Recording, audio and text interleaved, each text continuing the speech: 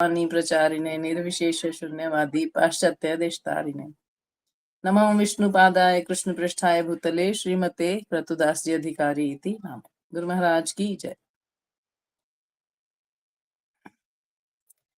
तो आज हम करने वाले हैं स्कंद 1 अध्याय 5 और श्लोक संख्या 18 से 18। बहुत ही सुंदर श्लोक है ये 18 और 19। कहते हैं तस्यैव हेतो प्रयतेत कोविदो न लभ्यते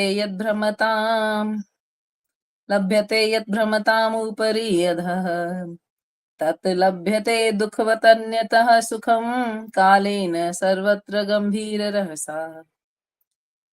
जो व्यक्ति वास्तव में बुद्धिमान तथा तत्व ज्ञान में रुचि रखने वाले हैं उन्हें चाहिए कि वे उस सार्थक अंत के लिए ही प्रयत्न करें जो उच्चतम लोक ब्रह्मलोक से लेकर निम्नतम लोक पाताल तक विचरण करने से भी प्राप्य नहीं है।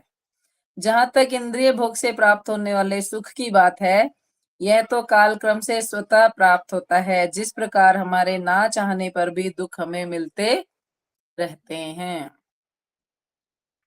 तो बहुत ही सुंदर श्लोक है और इसका जो सबसे इम्पोर्टेंट चीज है तत् लभ्यते दुख, है ना, दुखवत अन्यत सुखम। क्या कभी किसी ने दुख के लिए प्रयत्न किया है? अगर हम प्रश्न उत्तर के हिसाब से देखें, कोई भी व्यक्ति दुख चाहता है? नहीं चाहता, फिर भी उसको मिलते हैं। तो इसी प्रकार जिस प्रकार ना चाहने पर भी दुख हमें प्राप्त होता है, इसी प्रकार ना प्रयास करने पर भी सुख भी हमें प्राप्त हो जाएगा, क्योंकि वो काल क्रम में आपके भाग्य में लिखा हुआ है। यानी जब हमने मनुष्य शरीर धारण किया तो हमें इस जन्म में क्या क्या मिलने वाला है, कब दुख मिलेगा, कब सुख मिलेगा, वो सब पहले से निश्चित है। उसकी मात्रा को बढ़ाया या घटाया जा सकता है, परंतु उसको ऐसा नहीं है कि अगर हम प्रयास नहीं करेंगे तो हमें सुख मिलेगा ही नहीं। अगर हम प्रयास नहीं करेंगे तो दुख हटेगा ही नहीं। नहीं, वो काल क्रम से अपने आप हट जाएगा और अपने आप आ जाएगा।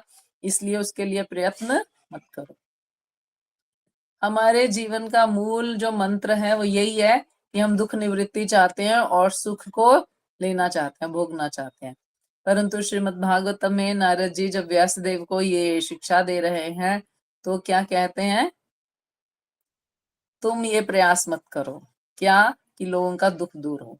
जिस प्रकार दुख आता है उसी प्रकार सुख भी आता है, और ये दोनों अपने आप आते और जाते रहते हैं। काल क्रम में इनका गंभीर रहस्य है, ये उन्नति है, ये आता जाता ही रहेगा। जैसे एक साइकिल का चक्र हम देखें घूमता हुआ, और उसमें हर तार एक डेफिनेट टाइम के बाद आ जाती है, दिखाई नहीं दे रही। एक चक्र को जोर से घुमाओ, उसमें जो तारें लगी हुई हैं, क्या वो हमें घूमती हुई दिखाई देती हैं? नहीं देती। परंतु अगर उसका स्पीड कम कर दें या उस पर कोई चिन्ह लगा दें तो हमें पता चलेगा हर थोड़ी देर बाद वो तार पुनः आती है, वो स्थान पुनः आता है। इसका अर्थ क्या है? काल क्रम में सुख और दुख आते जाते रहेंगे ही, तो हमें प्रयास नहीं करना उनके लिए। तो भाई हम तो जीवन पर्यंत यही लगे रहे, अभी तक तो हम यही कर रहे थे कि सुख आ जाए और दुख चला जाए, सुख आ जाए दुख चला जाए। किसी तरह से हम अपने भविष्य के लिए कुछ कुछ जमा कर लें ताकि हम सुखी रह पाए। किसी तरह से हम समाज में यश और प्रतिष्ठा अर्जित कर लें ताकि हम सुखी रह पाए। किसी तरह से हम हेल्थ को इकट्ठा कर लें, अपना सेव कर लें ताकि हम सुखी रह पाए। परंतु ये सुख तो परमानेंट है नहीं, और आपके करने से एकत्र होने वाला नहीं है। काल क्रम में अगर दुख भाग्य में लिखा है तो आ ही जाएगा।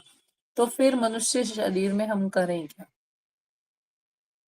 यदि हम दुख निवृत्ति के लिए और सुख आने के लिए प्रयास ना करें तो फिर हम क्या करें? तो यहाँ लिखा है वो चीज करो जो यहाँ 14 भुवन में ब्रह्मलोक से लेकर अंतिम पाताल लोक तक में नहीं है, वहां जाने का प्रयत्न करो।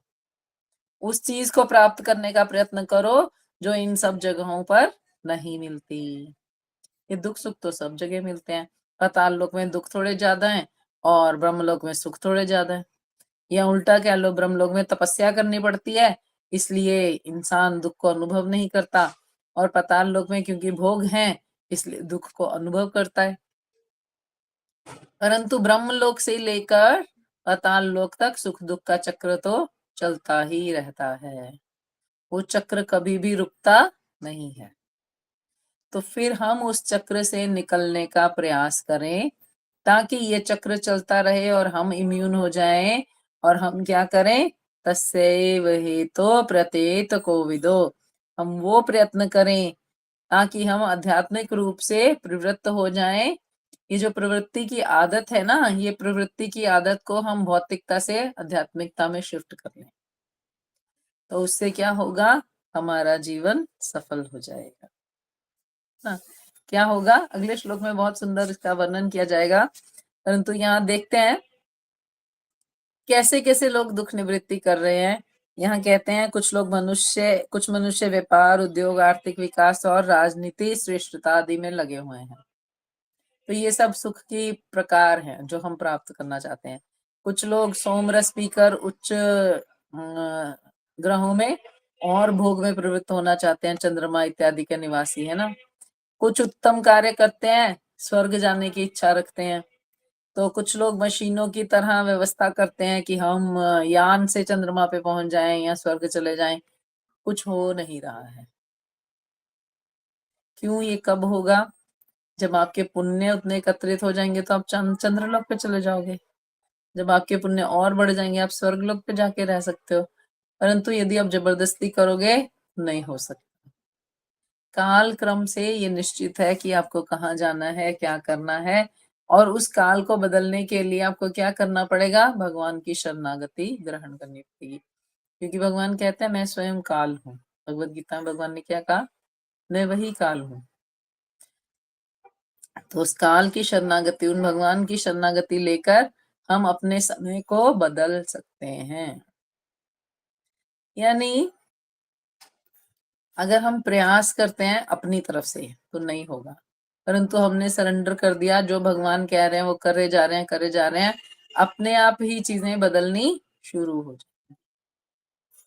आपको प्रयास करना नहीं पड़ेगा, होगा वही, परंतु अब आपको प्रयास नहीं करना पड़ेगा, वो ऑटोमेटिकली होना शुरू हो जाएगा। क्यों? क्योंकि आप अंदर से इम्यून हो गया। आप अंदर से सुख चाहते नहीं हो, तो आ रहा है तो भी ठीक है, नहीं आ रहा तो भी ठीक है। तो इसका मतलब क्या है, सुख आ रहा है पर आप इम्यून हो, दुख आ रहा है पर आप इम्यून हो, तो आएगा तो सुख दुख। परंतु जब भगवान अपने हाथ में ले लेंगे तो फिर चीजें बदल जाएंगी। तो उसके अगले श्लोक में कहते हैं ना वै जनो धातु कच्चन्नाव्रजेत् मुकुंद सेवी अन्यवत अंग संसृतिम स्मरण मुकुंदांग स्मरण मुकुंदांघ्रि उपग्रहणं पुनः विधातु इच्छेत न रसग्रह जना। हे प्रिय व्यास, यद्यपि भगवान कृष्ण का भक्त भी कभी कभी किसी न किसी कारण से नीचे गिर जाता है, लेकिन उसे दूसरे सकाम कर्मियों आदि की तरह भवचक्र में आना नहीं पड़ता, क्योंकि जिस व्यक्ति ने भगवान के चरण कमलों का एक बार आस्वादन कर लिया है वह उस आनंद को पुनः पुनः स्मरण करने के अतिरिक्त और कुछ नहीं कर सकता। तो ये कितना बढ़िया है कि हे व्यासदेव, तुम्हें क्या करना है, लोगों को एक बार भगवान के चरणों का रस लगाना है, चाहे वो पूरे ना सुधरे। कई कई बार हम उम्मीद करते हैं, कई कई बार हम ऐसा सोचते हैं कि फलान व्यक्ति भक्ति तो कर रहा है परंतु अभी तो इतने गलत काम करता है, बदतमीजी से बोलता है, या लड़कियों को कभी कभी छेड़ देता है, या कभी बड़ों की रिस्पेक्ट नहीं करता, या कभी क्या करता है, दूसरों की इंसल्ट कर देता है मजाक मजाक में। बड़ा भक्त बना फिरता है, हाथ में तो माला रहती है और कार्य ऐसे ऐसे। देखो दोनों चीजों में बहुत डिफरेंस है। क्या डिफरेंस है? डिफरेंस ये है कि वो व्यक्ति सुधरना चाहता है उसने भगवान कृष्ण की शरण ग्रहण कर ली है, परंतु धीरे धीरे वो अपनी आदतें बदल रहा है। तो ना तो हमें उससे द्वेष करना है कि वो व्यक्ति में फलाना आदत गलत है, और ना ही हमें उसको स्वीकार करना है कि हम उसकी गलत आदत को स्वीकार करके परेशान हो लें। हमें क्या करना है, उसको समय देना है और खुद अपना भजन बढ़ाना है। हमें उसका चिंतन नहीं करना। जब हम उसका चिंतन करने लगेंगे तो उसकी बुरी आदत हम में आ जाएगी, और यदि हम दूसरों के साथ उसकी बातचीत करेंगे तो वैष्णव अपराध के दलदल में फंस जाएंगे। तो इसलिए क्या करना है, कभी कोई ऐसा व्यक्ति देखो कि कुछ गलत भी कर रहा है और माला भी कर रहा है, तो उसको समय चाहिए अभी सुधरने के लिए, और कुछ सोचने की आवश्यकता नहीं है। कोई माला कर रहा है, प्याज लहसुन खा रहा है, तो क्या क्या कहोगे, छोड़ो इसको, बेकार है ये? नहीं नहीं, ये सुधरने की कोशिश कर रहा है। तो जो सुधरने की कोशिश करे वो बहुत अच्छा है, वो सुधरे हुए से भी अच्छा ही माना जाएगा, है ना, क्योंकि एक तो है ही सुधरा हुआ, तो उसको तो क्या प्रॉब्लम है। परंतु जो बिगड़ा हुआ था वो सुधर रहा है, उसके लिए बहुत महान बात है। तो अगर हम किसी कृष्ण भक्त को देखते हैं कि वो कोई कारण से नीचे गिर गया है, तो हमें उसको नॉर्मल मनुष्य समझकर उससे व्यवहार नहीं करना चाहिए। जैसे सकाम कर्मियों से व्यवहार करते हैं वैसा व्यवहार नहीं करना चाहिए। क्यों? क्योंकि उसने भगवान का एक बार भजन शुरू किया है, तो अब भगवान उसे छोड़ेंगे नहीं, भगवान उसे पकड़ के रखेंगे। भगवान उसे उस रस को भूलने नहीं देंगे जो उसने एक बार आस्वादन कर लिया है। यहाँ उदाहरण दिया शिल प्रभुपाद ने, एक अनाथ बालक एक राजपुत्र के कष्ट एक जैसे नहीं होते। दिखने में दोनों एक जैसे लग सकते हैं। मान लो एक राजपुत्र हो और वो घर से निकल जाए, थोड़े दिन घूमे फिरे इधर उधर, उसके भी कपड़े फट जाएं, बाल बिखर जाएं, नहाया ना हो कुछ दिन से, तो हमें क्या लगेगा, दोनों एक जैसे हैं। पर दोनों एक जैसे नहीं है। क्यों? जो अनाथ है उसको कोई देखने वाला नहीं है, परंतु जो राजपुत्र है, राजा अपने पुत्र को ढूंढ लेगा और उसे पुनः सारी फैसिलिटीज प्रदान कर देगा। इसी प्रकार जो भगवान का भक्त बन गया, एक बार उनके शरणागत हो गया, भगवान उसे बुलाएंगे और स्वीकार कर लेंगे। परंतु जो भक्त नहीं बना, जिसने सकाम कर्म में ही उलझ उलझ के अपनी जिंदगी बिता दी, भगवान उसका कुछ नहीं कर पाएंगे। तो इसीलिए सकाम कर्म करने की बजाय भक्ति करना शुरू। तुम लोगों को ऐसे गाइड करो हे व्यासदेव कि लोग सकाम कर्म ना करके क्या करें, भक्ति करें। क्योंकि एक बार भक्ति अनुभव होने पर फिर पुनः उसका स्वाद कभी भी जाता नहीं है। तो सकाम कर्म हम क्यों कर रहे थे? क्योंकि हमें सुख चाहिए था। अब पता चला सुख तो अपने आप आ जाएगा, तो सकाम कर्म करने की आवश्यकता नहीं है। तो कर्म तो करना है, तो भक्ति में कर्म हम कर सकते हैं। इसके अगले श्लोक में कहते हैं, इदम ही विश्वम भगवान वितरा यत जगत स्थान निरोध संभव तत्हि स्वयं वेद भवान् तथापि ते प्रादेश मात्रम भवता प्रदर्शितम। पुनः पूर्ण पुरुषोत्तम भगवान स्वयं विश्व रूप स्वरूप है, तथापि उनसे निर्लिप्त भी हैं। उन्हीं से यह दृश्य जगत उत्पन्न हुआ है, उन्हीं पर टिका है और संहार के बाद उन्हीं में प्रवेश करता है। तुम इसके विषय में सब जानते हो, मैंने तो केवल सारांश भर प्रस्तुत किया है। तो तुम्हें क्या करना है, जो तुम जानते हो उसी को मनन करके पुनः लोगों को बताना है। तो कहते हैं, श्रील प्रभुपाद यहाँ लिखते हैं, शुद्ध भक्त के लिए मुकुंद भगवान श्री कृष्ण संबंधी धारणा सगुण तथा निर्गुण दोनों होती है। तो सगुण तथा निर्गुण दोनों कैसे हो सकती हैं? यहाँ कहते हैं, व्यक्तित्व विहीन विश्व स्थिति भी मुकुंद है, क्योंकि यह मुकुंद की शक्ति का ही प्रकट है। उदाहरणार्थ, वृक्ष अपने आप में एक पूर्ण इकाई है, लेकिन पत्तियां तथा शाखाएं वृक्ष से प्रकट हुए अंश स्वरूप हैं, और वृक्ष की पत्तियां तथा शाखाएं भी वृक्ष हैं। जैसे कोई आम का वृक्ष हो, उसमें से जो पत्ता गिरेगा हम क्या कहेंगे? आम का पत्ता है। उसमें से जो फल गिरेगा हम क्या कहेंगे? आम का फल है ना? इसी प्रकार सब क्या है? भगवान का है। ये भौतिक जगत भी भगवान का है, हम भी भगवान के हैं, आध्यात्मिक जगत भी भगवान का है, सब कुछ किसका है? भगवान का है। तो लोगों को ये बताना चाहिए, क्योंकि लोग क्या समझते हैं? ये घर मेरा, ये पुत्र मेरा, ये स्त्री मेरी, इसका जिम्मेवारी मेरा, ये ऑफिस मेरा, ये मोहल्ला मेरा, देश मेरा।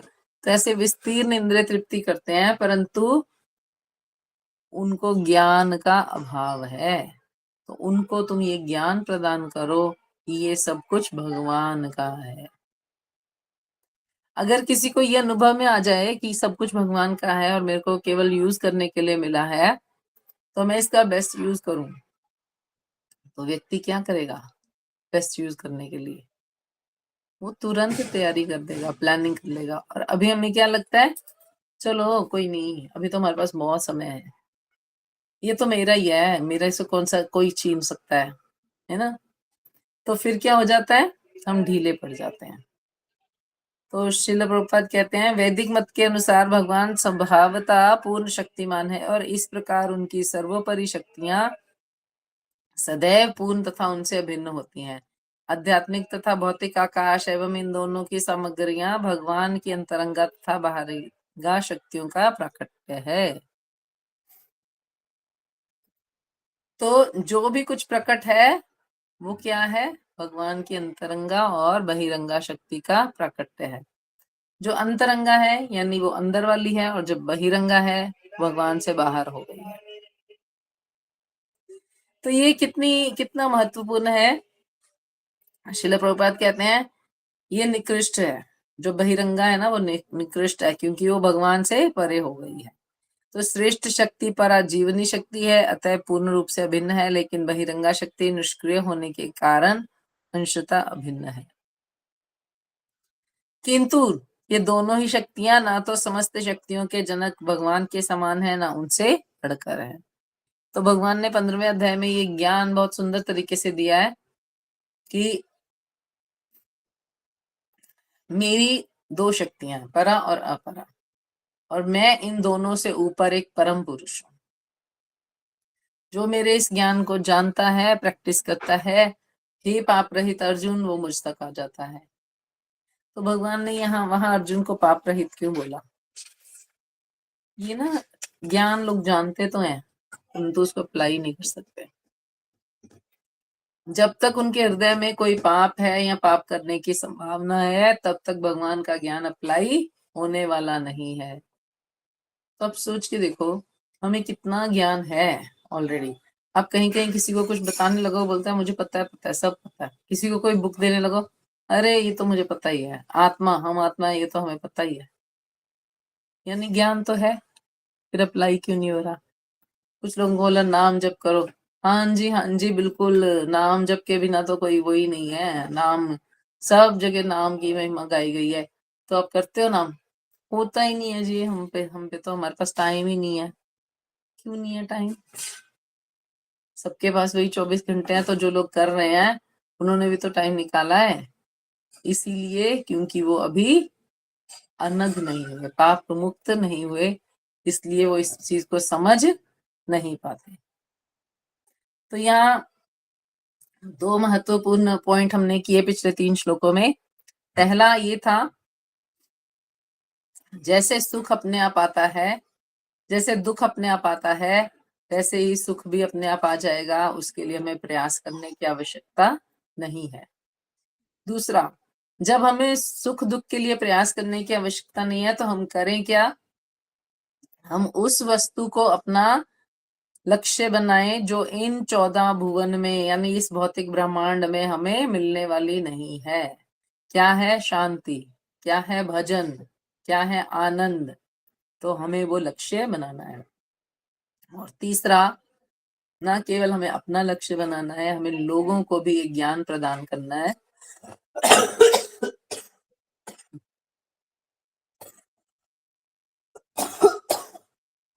सॉरी।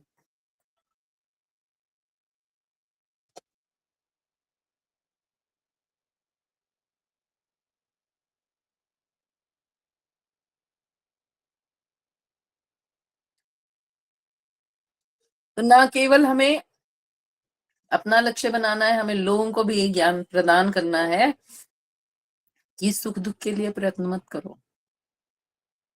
हाँ, नॉर्मल रहो, जो आ रहा है उसे सहन कर लो, परंतु उसके लिए बहुत ज्यादा भागम भाग करने की आवश्यकता नहीं है। एक बहुत सुंदर, एक बहुत छोटी सी कथा है। एक व्यक्ति भीख मांग के अपना गुजारा करता था। तो आ, एक दिन उसने किसी से भीख मांगी, तो साधु थे। साधु ने कहा, जा मैं तुझे 1 रुपया देता हूं, तू ये तेरे पास ही रहेगा, तू कुछ भी कर, ये तेरे पास ही रहेगा। तो उसको बड़ी हैरानी हुई कि ये क्या बात हुई, ये मेरे पास रहेगा। तो उन दिनों सस्ता जमाना था, उसने खाना खाया, तो 1 रुपए में से कुछ पैसे बचे, मतलब आप लगाओ 50 पैसे का, उसने कुछ खाना खा लिया। अब उसको लगा कि देखो, मैं कई कई बार भूखा रहता हूँ, मुझे खाना नहीं मिलता, तो बड़ा कष्ट होता है। तो उसके सामने कोई भूखा व्यक्ति था, वो खाना मांग रहा था, तो उसने उसके लिए भी खाना मंगवाया और उसको खिला दिया। अब वो हाथ झाड़ के खड़ा होगा और चलने लगा कि पैसा तो बचा नहीं है, अब संभालना क्या है ना। तो जैसे ही चलने लगा, थोड़ी दूर, 4-6 कदम ही चला था अभी, तो उसको ठोकर लगी, तो उसने देखा वहां पे 1 रुपया पड़ा था। अब वो चांदी का था या सोने का था, ये तो हमें नहीं पता, पर कथा कहती है उसने वो 1 रुपया लिया। उसको बड़ी हैरानी हुई कि ये क्या हुआ, 1 रुपया मिला आज, तो बड़ा खुश होके सोचता है मेरे कल का खाने का इंतजाम हो गया। अब गया, जाके सो गया। अगले दिन फिर सुबह उठा, जब खाना खाने लगा, तो फिर से उसने क्या किया, पुनः किसी और व्यक्ति को खाना खिलाया अपने साथ। तो वो फिर से 1 रुपया खर्च हो गया, क्योंकि सुबह उठते ही उसने खाना पीने का अपना किया, उसके पास पैसे थे, तो आज मांगने की आवश्यकता नहीं थी। तो खाना पीना किया और फिर जाके सो गया।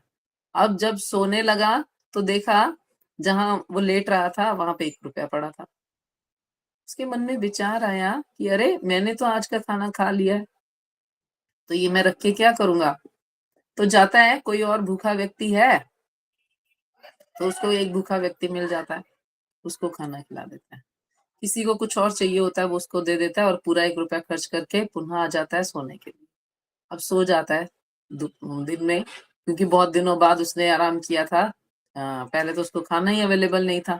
अब खाना खा के और दूसरे को खिला के बड़ी संतुष्टि होती है, तो वो सो रहा चैन से। शाम को उठा, फिर उठ के 2 कदम चला, उसको पुनः 1 रुपया मिला। उसको बड़ा विचित्र लगा कि ये क्या हुआ। अब वो कहता है कि ये रुपया मैं कल के लिए संभाल के रख लेता हूँ। उसने रख लिया। अब वो पूरा इधर उधर टहलता रहा, करता रहा। अब उसको क्योंकि कल से रुपया मिल रहा था, तो वो ढूंढ भी रहा था कि कहीं और रुपया मिल जाए। नहीं मिला। वही 1 रुपया वो अंटी में लेकर रात, पूरा शाम रात घूमता टहलता रहा, सो गया। अगले दिन सुबह उसने पुनः 1 रुपया खर्च किया। दोपहर को उसको फिर कहीं ना कहीं से 1 रुपया मिल गया। अब उसको कुछ साधु की बात का ध्यान आया कि साधु ने कहा था ये 1 रुपया हमेशा तेरे पास रहेगा। तो उसने कहा ऐसा कैसे हो सकता है, 3 दिन से तो मैं देख रहा हूँ ये रुपया जा ही नहीं रहा, जब मैं इसको खर्च करता हूँ पुनः मेरे पास आ जाता है। तो इसका मतलब क्या है। उसने क्या किया, बहुत सारे भूखे व्यक्तियों को बुलाया, और जैसे ही 1 रुपया वो देता था, उसको कहीं ना कहीं से दूसरा रुपया मिल जाता था। वो 2 लोगों को और खाना खिला देता था। फिर कहीं जाता था, फिर उसको 1 रुपया मिल जाता था, फिर 2 लोगों को खाना खिला देता था। फिर कहीं जाता था, फिर उसको, तो ऐसे ना करते करते करते करते शाम तक उसने 10-12 लोगों को खाना खिला दिया, और रात तक फिर उसको 1 रुपया मिल गया। फिर वो 1 रुपया लेके सो गया। अब उसको वो साधु की बात समझ में आई कि ये 1 रुपया तो तेरे पास ही रहेगा। तो उसको लगा ये तो बड़ा दिव्य रुपया है ना। ये तो साधु का वचन क्या है, बड़ा दिव्य है। मुझे किसी भी चीज की आवश्यकता नहीं रही, मेरी आवश्यकताएं इस 1 रुपए से पूरी हो जाएंगी। अब मुझे क्या करना है। तो वो साधु था जिसके पास इतनी शक्ति थी। तो मुझे भी साधु बनना है, क्योंकि मेरी आवश्यकताएं पूरी हो गई हैं, क्योंकि मेरा सुख दुख खत्म हो गया है। तो वो उस 1 रुपए को लेके साधु बन जाता है। कि अब मुझे भिक्षा मांगने की जरूरत नहीं है, मैं भजन कर सकता हूँ और मेरा रोटी पानी चलता रहेगा। तो नियम बनाता है, मैं अपने साथ एक व्यक्ति को खाना खिलाऊंगा और भजन करूंगा। और इस प्रकार क्या हुआ, एक साधु के आशीर्वाद से उसका सुख दुख चला गया और उसका जो 1 रुपया है वो दूसरों के भी काम आता रहा, क्योंकि वो डिवाइड कर रहा है ना। अगर बचा के रखता तो उसको नहीं मिलता। अगर वो बचा के रखता वो 1 रुपया हमारा नाम है ना। जितना हम इसको खर्च करने का प्रयास करते हैं वो पुनः हमारे पास आ जाता है, यानी नाम प्रभु हम पे कृपा बनाए रखते हैं। और जितना हम बांटते हैं वो और हमारे पास वापस आता है आता है आता है आता है आता है आता है।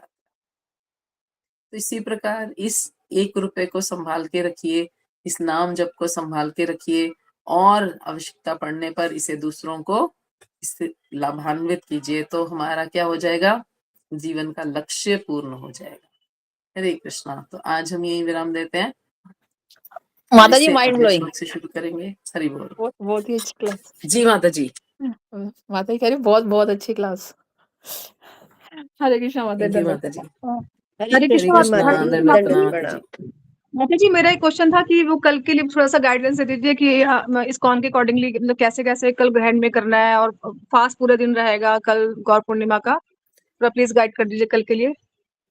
जी माता जी, आपने ठीक कहा है, कल गौर पूर्णिमा का फास्ट है तो पूरा दिन फास्टिंग है। अपनी शारीरिक परिस्थिति के अनुसार हम अपना व्रत निभा सकते हैं। कोई निर्जला रख सकता है, कोई जल पे, दूध पे, जूस पे, फलाहार पे, फ्रूट्स पे, कैसे भी रख सकते हैं। सारा दिन एकादशी प्रसाद है, शाम को भी एकादशी प्रसाद है ना। तो अन्न नहीं खाना। व्रत किससे है, अन्न से है। और ज्यादा से ज्यादा नाम जप करें। ग्रहण में बहुत अच्छा होता है नाम जप, पूर्णिमा के दिन बहुत अच्छा होता है, गौर पूर्णिमा के दिन और भी अच्छा होता है। तो जहां गौर पूर्णिमा को कई गुना फल होता है, ग्रहण में कई गुना फल होता है, तो वहां कल तो दोनों चीज मिल रही है, तो कई गुना का कई गुना फल आपको प्राप्त होने वाला है। तो नाम जप ज्यादा से ज्यादा करें। और ग्रहण का समय है 3 बजे से शाम को 6:30 बजे तक। उस समय में हो सके तो कुछ भी ग्रहण ना करें, खाएं पिए ना। और जो खाना पीना बनाना है, यहाँ सेंटर पे लेके आने के लिए आपको सेवा मिली है, तो उसके लिए वो आप 3 बजे से पहले रेडी करके उसमें तुलसी पत्र डाल के रख दें और सेंटर पर आ जाएं, क्योंकि सेंटर पे क्या है, कथा कीर्तन चलता रहेगा। और 6:30 बजे जब भी ग्रहण समाप्त होगा तो सेंटर में गंगा जल रहेगा, सब पे गंगा जल छिड़क के फिर हम भगवान का अभिषेक करेंगे, भगवान को 56 भोग और संध्या भोग ऑफर करेंगे और प्रसाद ग्रहण करके अपने अपने घर जाएंगे। तो ये प्रभु जी की तरफ से शेड्यूल है। बाकी आप अपने घर में भगवान की सेवा 9 बजे से पहले कर ले तो बेटर है।